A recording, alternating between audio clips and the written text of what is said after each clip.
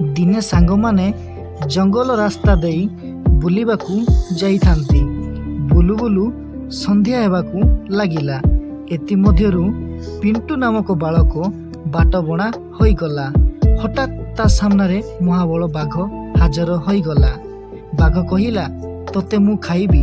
ପିଣ୍ଟୁ ବହୁତ ଡରିଗଲା। ହେଲେ ସେ ବୁଦ୍ଧି ଖଟାଇ ଗୋଟେ ଉପାୟ ପାଞ୍ଚିଲା।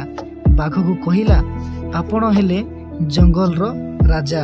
କେତେ ଜୀବଜନ୍ତୁ ଖାଇ ମୁହଁ ଦାନ୍ତ ଅସନା ହୋଇଯାଇଥିବ। ଆପଣ ଯାଆନ୍ତୁ, ପ୍ରଥମେ ଝରଣା ପାଣିରେ ମୁହଁ ଧୋଇବେ, ଆଉ ଝରଣା କୂଳର ମୁଗୁନି ପଥରରେ ଦାନ୍ତକୁ ପଜାଇ ଆସି ମୋତେ ଖାଇବେ।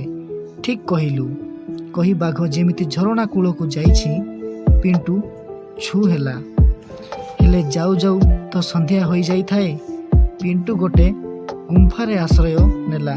ସେଇଟା ଥିଲା